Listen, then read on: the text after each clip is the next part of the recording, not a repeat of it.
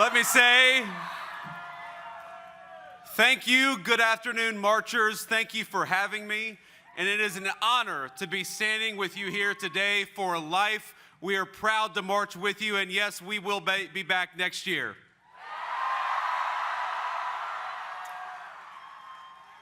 The excitement, the passion, the unwavering conviction that every single person here on the National Mall clearly feels, it is deeply moving to me and means more to President Trump and I than I could possibly say.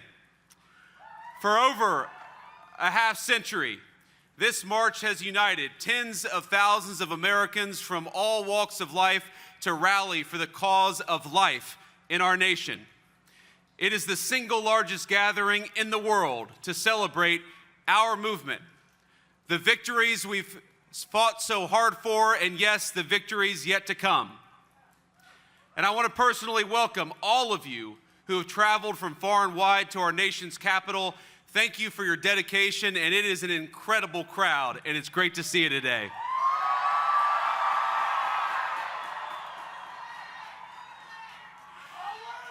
You know, on Monday, we were forced to move all of the inauguration events indoors because of the bitter cold, and it was cold. But you guys, and it's cold today, here you are outside in an especially frigid January. And I don't think I've ever seen such a joyful crowd out here, particularly during this time of year.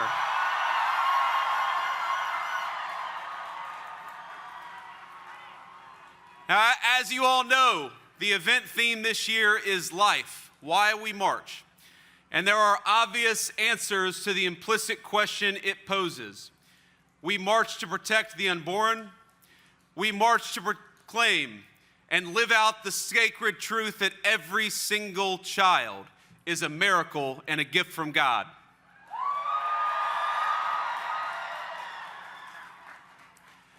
Now, each time Usha and I welcomed our own children into the world, we saw firsthand the indescribable beauty of new life, and yes, as you can see, sometimes the behavioral challenges that we had on Monday, but they were good.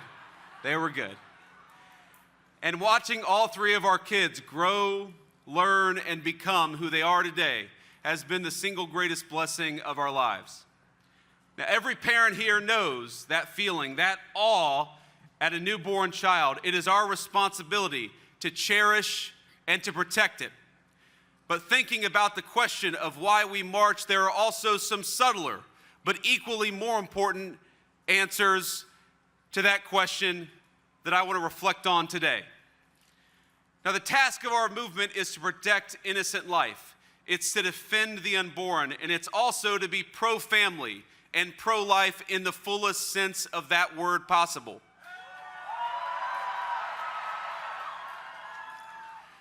Now, across my own lifetime, I can't tell you the number of friends and other acquaintances I've had who, facing a pregnancy or the prospect of one, react not with joy but with concern. They wonder, how can they afford it? What will it mean for their education, their career, their relationship, or their family? And I know how many of you in this crowd have devoted immeasurable time and resources to help answer those questions and to lend a hand to young people facing a moment of desperation.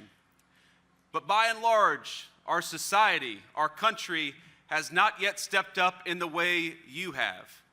And our government certainly has failed in that important responsibility. We failed a generation not only by permitting a culture of abortion on demand, but also by neglecting to help young parents achieve the ingredients they need to live a happy and meaningful life.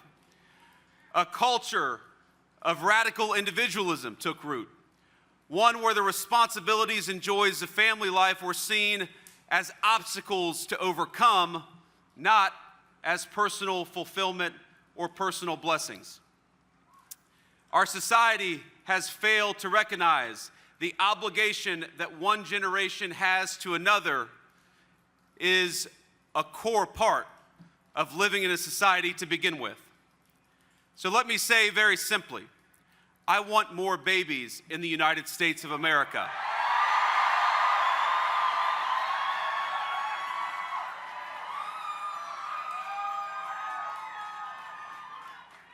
I want more happy children in our country. And I want beautiful young men and women who are eager to welcome them into the world and eager to raise them. And it is the task of our government to make it easier for young moms and dads to afford to have kids, to bring them into the world, and to welcome them as the blessings that we know they are here at the March for Life.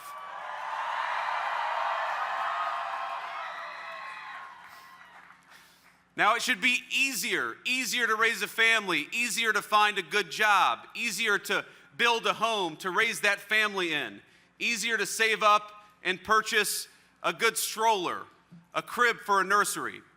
We need a culture that celebrates life at all stages, one that recognizes and truly believes that the benchmark of national success is not our GDP number or our stock market, but whether people feel that they can raise thriving and healthy families in our country.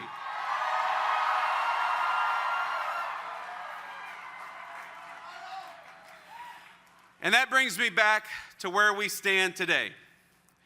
Earlier this week, President Donald J. Trump stood in the Capitol Rotunda and took the oath of office, becoming not just the 45th, but now the 47th President of the United States, and I know all of you helped. With the inauguration on Monday, our country faces the return of the most pro-family, most pro-life American president of our lifetimes. Now, this is the man who delivered on his promise of ending Roe, giving us a monumental, earth-shattering decision in Dobbs. The man who appointed hundreds of pro-life judges dedicated to defending the constitutional liberties of all Americans. And the man who supported pro-family policies like doubling the child tax credit, which happened during his first administration and which we're going to do so much more on in the second administration. Now he's back, and we're going to do it again.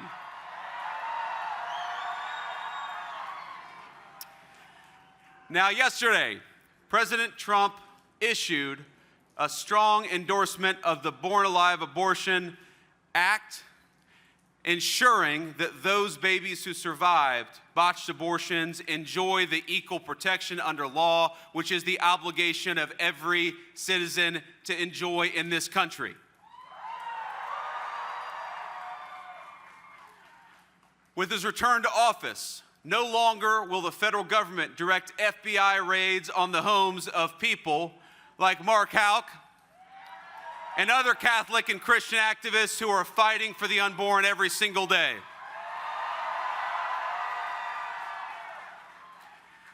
And no longer will our government throw pro-life protesters and activists, elderly, grandparents, or anybody else in prison. It stopped on Monday, and we're not going to let it come back to this country.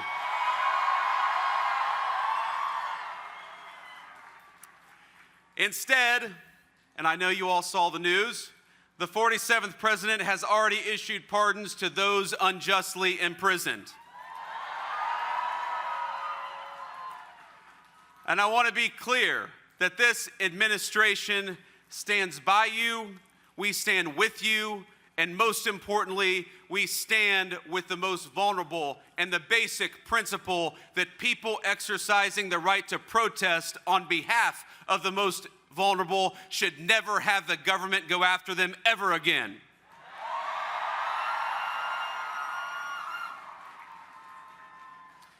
Now, the crowd assembled here in this incredible national mall provides an extraordinary example for our nation.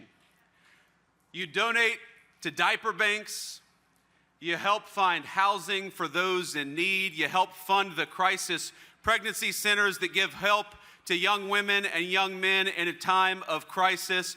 You guys are the beating heart of the pro-life movement, and you've saved many lives already, and you're going to save more again.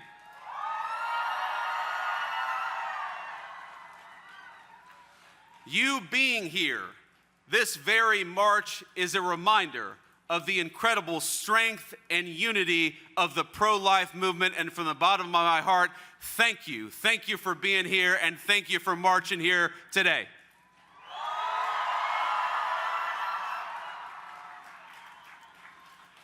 And most importantly, in your works, you remind us that the March for Life is not just a single event that happens on a frigid January day. The March for Life is the work of the pro-life movement every single day from this point forward.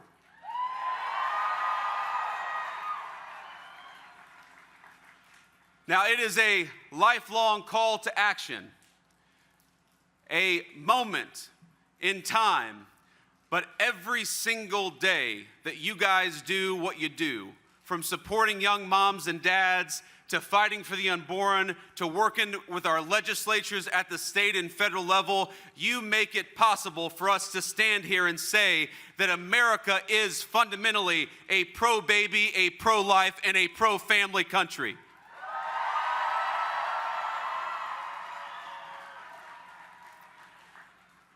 Now, I hesitate to give you all advice because I can see there are young and old people who have been in the pro-life movement, some of you for longer than I've even been alive, and I'm grateful to you. But if I could offer one piece of advice, it's a piece of advice born out of my own experience. There was a point when I would get frustrated with people who didn't see what we saw.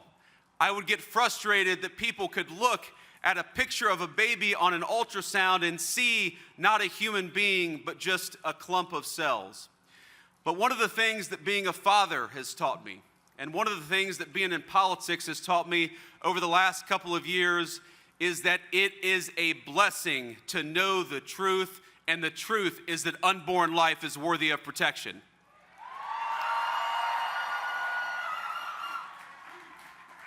So please go forth, not with frustration, but with joy. We are joyful to march for life. We are joyful to know that that picture on an ultrasound, that is a picture of a baby with hopes and dreams and potential to come.